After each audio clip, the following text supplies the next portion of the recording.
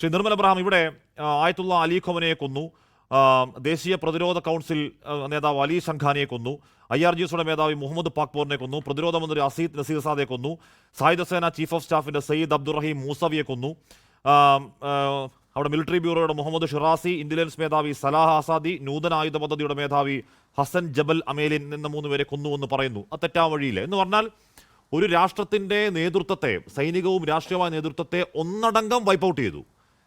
ആ wipe out ചെയ്തതിന് ശേഷവും നേരത്തെ എന്താണോ പ്ലാൻ ചെയ്തത് ആ പ്ലാൻ പ്രകാരം തന്നെ ഈ അമേരിക്കൻ എയർബേസുകളിലേക്ക് ഇത് നേരത്തെ ആ 12 Day വാറിൽ ഇറാൻ ഇതുപോലെ ആക്രമിച്ച് തിരിച്ചടിക്ക് ഒരു 5 ദിവസങ്ങളെടുത്തു. ഇതങ്ങനെയല്ല. നേരത്തെ ശ്രീ ടിന്നി പറഞ്ഞതുപോലെ ഖമനയുടെ അസാസിനേഷൻ നടക്കുമ്പോഴും വിത്തിൻ മണിക്കൂറുകൾ 6-7 രാജ്യങ്ങളിൽ ഇറാൻ തിരിച്ചടി തുടങ്ങി. അതവരുടെ മിലിറ്ററി റെഡിനെസ് കാണിക്കുന്നതല്ലേ?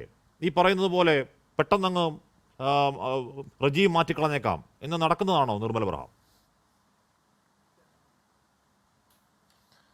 ഇല്ല, റെജീം ചേഞ്ച് ഈസിലി പോസിബിൾ അല്ല എന്ന് നമ്മൾ കഴിഞ്ഞ ദിവസങ്ങളിലും പറഞ്ഞിരുന്നു. കാരണം നേരത്തെ പറഞ്ഞ പാനലിസ്റ്റ് പറഞ്ഞതുപോലെ തന്നെ ഈ 4 കേസിലും വെനിസ്വേല ഉൾപ്പെടെ ഇറാഖും അഫ്ഗാനിസ്ഥാനും ലിബിയയും വെനിസ്വേലയും എടുത്ത് നോക്കുമ്പോൾ എല്ലായിടത്തും ലിബിയ ഒഴിച്ച് എല്ലായിടത്തും ഗ്രൗണ്ട് ഇൻവേഷൻ നടന്നിട്ടുണ്ട്. സൈനികർ കാലുകുത്തിയാണ് അവിടെ ഇഷ്ടംപോലെ സൈനികർ ചെന്ന് ഇൻഫാക്റ്റ് ആദ്യമൊക്കെ അമേരിക്ക ഡിഫാക്റ്റോ ഗവൺമെൻറ്റായിട്ട് പ്രവർത്തിച്ചുകൊണ്ടാണ് അവിടെ റെജീം ചേഞ്ച് ക്രിയേറ്റ് ചെയ്തത്. ഇറാനിൽ അത് പോസിബിൾ അല്ലാത്തതിൻ്റെ കാരണവും നമുക്കറിയാം. കാരണം മദൂരോ എടുത്തു മാറ്റിയതുപോലെ ഒറ്റൊരാളെ എടുത്തു മാറ്റിയാൽ തീരുന്നതല്ല ഇറാൻ്റെ ഒരു ഹൈറാർക്കി അല്ലെങ്കിൽ സ്ട്രക്ചർ. താഴെയുള്ള സെക്യൂരിറ്റി കൗൺസിലും എക്സ്പേർട്ട് കൗൺസിലും IRGCയും അവരെ സഹായിക്കാനുള്ള ബാസിജ് മിലിഷ്യയും ഒക്കെ നമുക്കറിയാം. കൂടാതെ 8 ലക്ഷത്തോളം വരുന്ന മിലിറ്ററിയും ഉണ്ട്. അപ്പം അത്ര എളുപ്പമല്ല എന്നുള്ളത് വ്യക്തമാണ്. പിന്നെ നേരത്തെ താങ്കൾ സൂചിപ്പിച്ച പോലെ അത് ഓരോരുത്തരെയായിട്ട് ടേക്ക് ഔട്ട് ചെയ്യുന്നത് ഇസ്രായേലിൻ്റെ പതിവ് ബ്ലൂ പ്രിൻ്റാണ്. നമ്മൾ അവരുടെ ഏത് യുദ്ധം എടുത്താലും, ഇപ്പോൾ ഹെസ്ബുള്ളയായിട്ട് നടത്തിയ യുദ്ധമാണെങ്കിലും ഹമാസുമായിട്ട് നടത്തിയ യുദ്ധമാണെങ്കിലും അവരുടെ കൃത്യമായ ബ്ലൂ പ്രിൻ്റ് അവർ ഇവിടെയും ഫോളോ ചെയ്യാനുള്ള സാധ്യതയാണുള്ളത്. അതായത്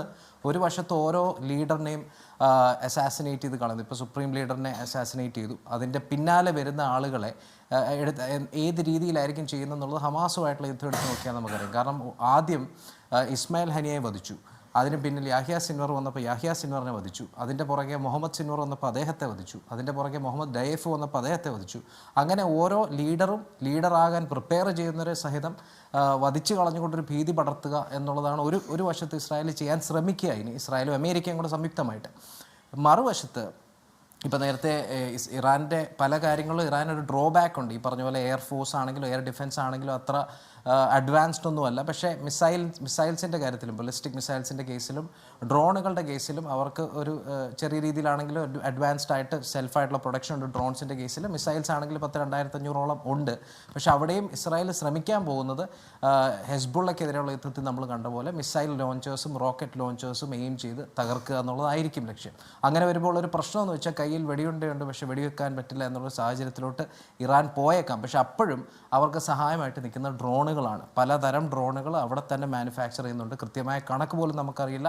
ഇപ്പോഴും മാനുഫാക്ചർ ചെയ്യുന്നുണ്ടാവാം. കാരണം അവർക്ക് അതിൻ്റെ സെൽഫ് പ്രൊഡക്ഷൻ കേപ്പബിലിറ്റി ഉണ്ട്. ഈ ഡ്രോണുകളാണ് നമ്മൾ ഈ പറഞ്ഞ പല ഗൾഫ് രാജ്യങ്ങളിലും കെട്ടിടങ്ങളിലും ഉൾപ്പെടെ വന്നിടിച്ചത്. അവർക്ക് പലതരത്തിലുള്ള സൂയിസൈഡ് ഡ്രോണുകൾ, പ്രിസിഷൻ സ്ട്രൈക്കിനുള്ള ഡ്രോണുകൾ, സർവൈലൻസ് ചെയ്യാനുള്ള ഡ്രോണുകൾ, ഇതെല്ലാം ഉള്ളപ്പോൾ പിടിച്ചു നിൽക്കാനുള്ള ഒരു കേപ്പബിലിറ്റി ഇറാൻ ഉണ്ടെന്നുള്ളത് വാസ്തവമാണ്. പക്ഷേ ഇവിടെ സമ്മർദ്ദം എന്ന് പറയുമ്പോഴത്തേക്കും ഒരു തരത്തിൽ ഇപ്പം അഡീഷണൽ ആയിട്ടൊരു സമ്മർദ്ദം വേണമെങ്കിൽ ഇറാൻ ചെയ്യാൻ ശ്രമിക്കാവുന്നൊരു കാര്യം, അതൊരു പക്ഷേ ഗൾഫിലുള്ള ആളുകൾക്കും ഇമ്പോർട്ടൻ്റ് ആയിട്ടുള്ളൊരു ഇൻഫർമേഷൻ ആയിരിക്കും. അതായത് US എംബസി പറഞ്ഞു കഴിഞ്ഞു ബെർലിനിൽ ഓൾറെഡി. അതായത് ഒരു ടെറർ അറ്റാക്കിനുള്ള സാധ്യത, അതിൻ്റെ കൊളാറ്ററൽ ഡാമേജ് ആയിട്ട് ഒരു പക്ഷേ അവിടെ താമസിക്കുന്ന മറ്റുള്ളവരെയും ബാധിച്ചേക്കാം. അതിനൊരു ഉദാഹരണമായിട്ട് ഇപ്പോൾ ദുബായ് ഒരു എക്സാമ്പിളായിട്ട് എടുത്തു കഴിഞ്ഞാൽ 90% ആൾക്കാരും അവിടുത്തെ റെസിഡൻസ് അല്ല, മറ്റ് രാജ്യങ്ങളിൽ നിന്ന് വന്ന് താമസിക്കുന്നവരാണ്, ഇന്ത്യക്കാർ ഉൾപ്പെടെ. ദുബായിലും അല്ലെ പ്രത്യേകിച്ച് UAE-ലും ദുബായിലും ഒക്കെ എടുത്ത് നോക്കിക്കഴിഞ്ഞാൽ 2.5 ലക്ഷത്തോളം ബ്രിട്ടീഷ് സിറ്റിസൺസ് ഉണ്ട്, 50,000-ഓളം US സിറ്റിസൺസ് ഉണ്ട്, അല്ലെ അമേരിക്കക്കാരുണ്ട്.